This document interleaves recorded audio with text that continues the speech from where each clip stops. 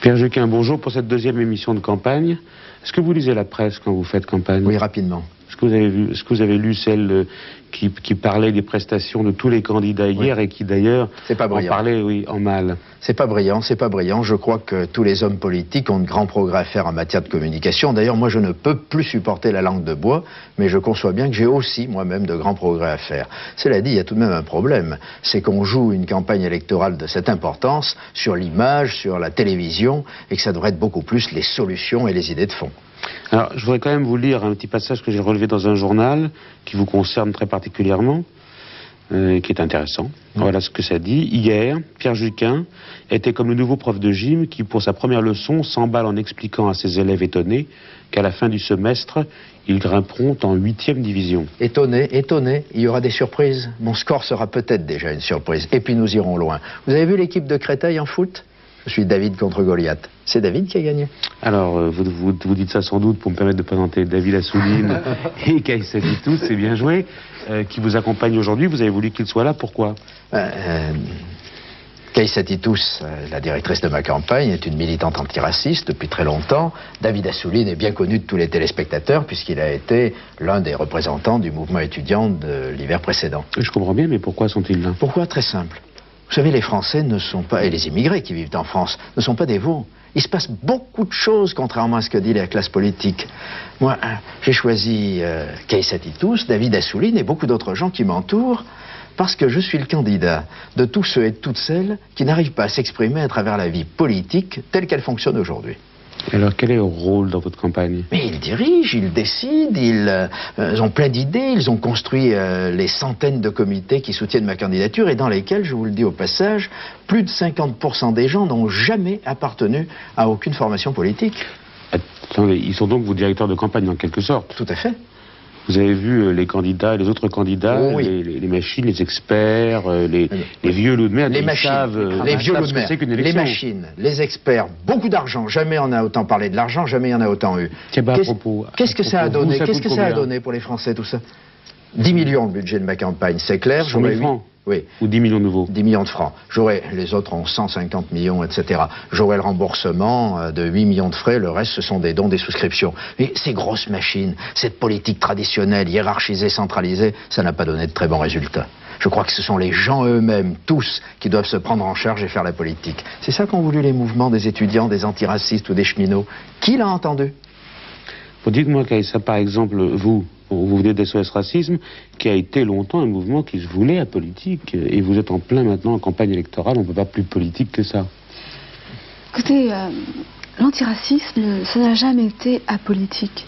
Je crois que quand nous étions réunis au concert de la Concorde au mois de juillet 85 avec mes potes, nous étions 350 000, et quand nous étions rassemblés et que nous disions qu'il fallait se battre contre le racisme, nous faisions de la politique. Nous faisions de la politique autrement.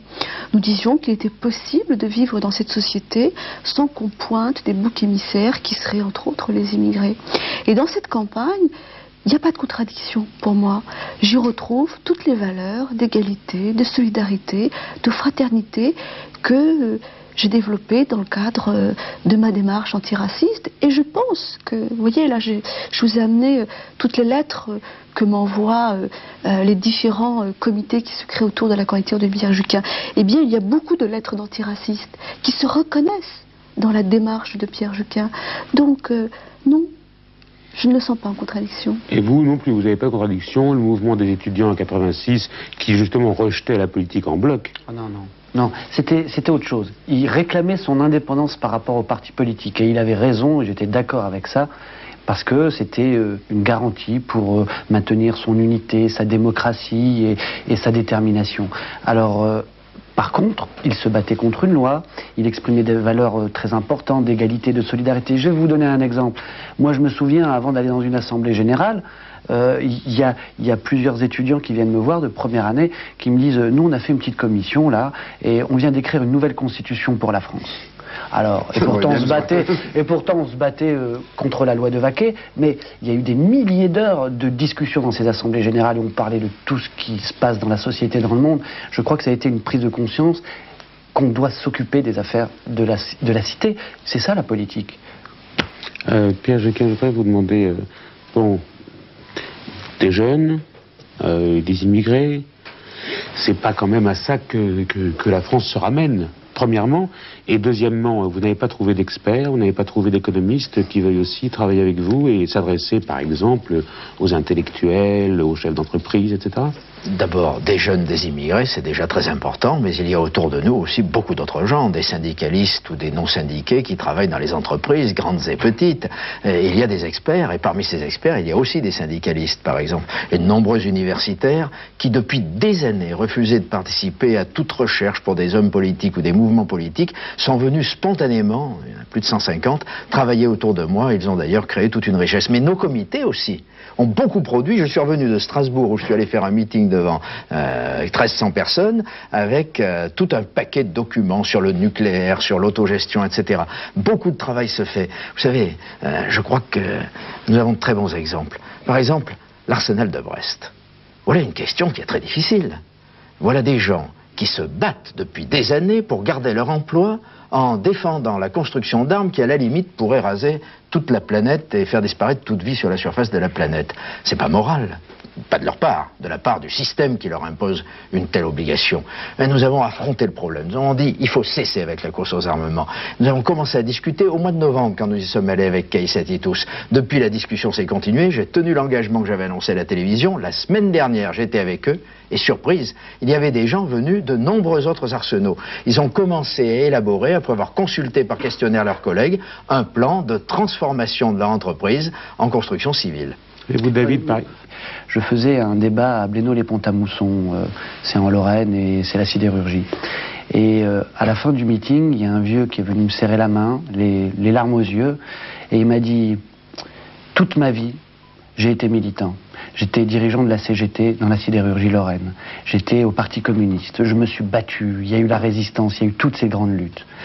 Eh bien, aujourd'hui, c'est la première réunion où mon fils est avec moi pour faire la même politique. Parce qu'il n'était pas d'accord avec moi, il trouvait qu'on sclérosait. Alors voilà, il y a des gens qui se rassemblent, il y a une continuité, et je crois que tout cela, c'est vraiment neuf. Quand on explique aux gens que le droit au travail, c'est pas un droit qui se coupe, il n'y a pas des gens qui ont droit au travail et d'autres gens qui seraient marqués du sceau de l'infamie du chômage. Il n'y a pas des gens qui auraient droit à une protection sociale et d'autres qui n'en auraient pas. Il n'y a pas des jeunes qui pourraient éventuellement, parce qu'ils sont bien nés, avoir droit au savoir, et d'autres jeunes qui, de fait, mal nés, entre guillemets, auraient comme seul horizon les TUC, les ICVP, la banlieue, la zone ou la drogue. On a vu un exemple à Dreux. C'est ça, tout à fait. Nous avons eu un exemple très concret. Nous sommes allés à Dreux, où vous savez que le Front National fait un score très fort. Moi-même, j'ai discuté avec un ouvrier qui s'apprêtait à voter pour le Front National, en me disant... Dans une cité d'urgence, il nous a reçus. Dans une cité d'urgence, je veux dire, une vie très difficile. Il avait été licencié de son travail, et il me disait les difficultés qu'il rencontrait pour trouver du travail, pour assurer un avenir à ses enfants. Et il a appelé, entre autres, un de ses enfants, et son fils était accompagné de deux autres jeunes gens qui sont des beurs, des jeunes issus d'immigration. Donc il n'était pas raciste au fond de lui-même. Donc, tout à fait. Je pense qu'il n'était pas raciste, mais parce qu'il ne comprenait pas véritablement les problèmes, parce qu'on ne lui expliquait pas la réalité des choses, parce qu'on lui mentait, parce que les véritables solutions, ce ne sont pas celles de l'exclusion, ce ne sont pas celles de la marginalité, ce ne sont pas celles du racisme, mais au contraire. Et il m'a dit, voilà, ces trois jeunes gens, ils font des TUC à 1200 francs. C'est insupportable pour des jeunes. Vous vous rendez compte, 16 ans, 17 ans, 18 ans. Et il m'a dit, mais d'un autre côté, mais où est la gauche? Quel mot terrible. Où est la gauche? Quel mot terrible. Où est la gauche? Ça veut dire qu'il y a vraiment besoin de redonner espoir, de redonner confiance aux gens en les rassemblant autour d'objectifs, d'idées dont la gauche n'aurait jamais dû s'éloigner. Vous savez, je suis le seul candidat à dire tous les jours dans les débats que je fais, car nous ne ferons pas de meeting, nous n'avons que des débats avec les gens, à dire tous les jours que toute la classe politique porte une responsabilité par ses petites lâchetés, par ses insuffisances, par son incapacité à résoudre les problèmes. Toute la classe politique porte une responsabilité dans la montée de Le Pen et du Front National. Souvenez-vous, avant que le mouvement étudiant se développe, c'était au secours, la droite revient. Qui allait penser que la droite serait dans une situation telle aujourd'hui à la veille de l'élection présidentielle? C'est ce mouvement qui a changé. On parlait du libéralisme triomphant. Aujourd'hui, on parle de la progression des valeurs de solidarité et d'égalité.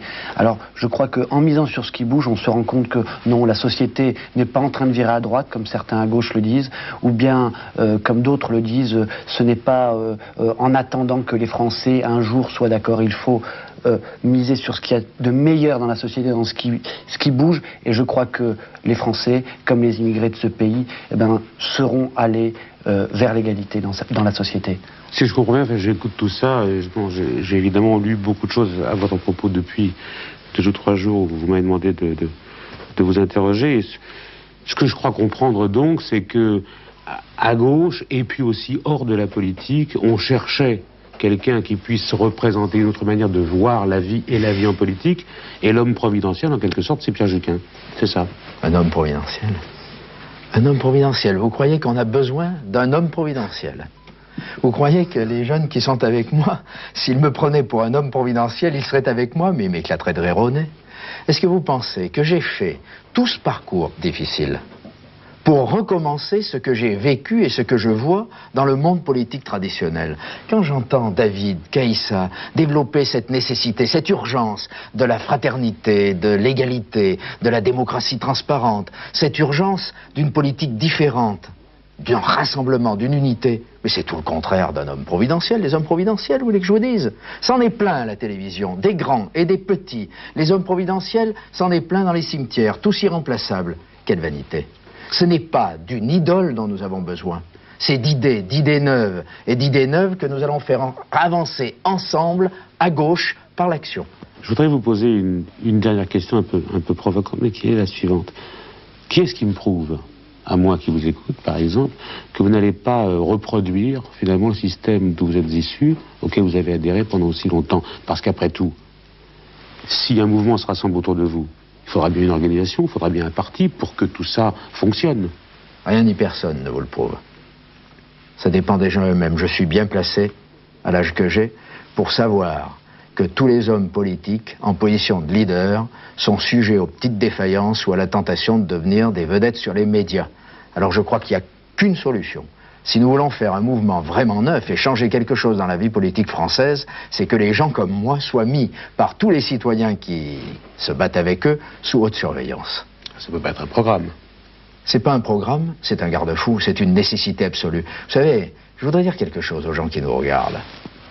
Tout le monde cite Jaurès en même temps, en ce moment. Mais il y a un mot de Jaurès que personne ne cite. En s'adressant aux travailleurs de Carmaux, il leur disait un jour: attention, ne passez pas l'outil à un autre, faites changer le monde vous-même. Eh bien, faites-le changer, nous vous aiderons.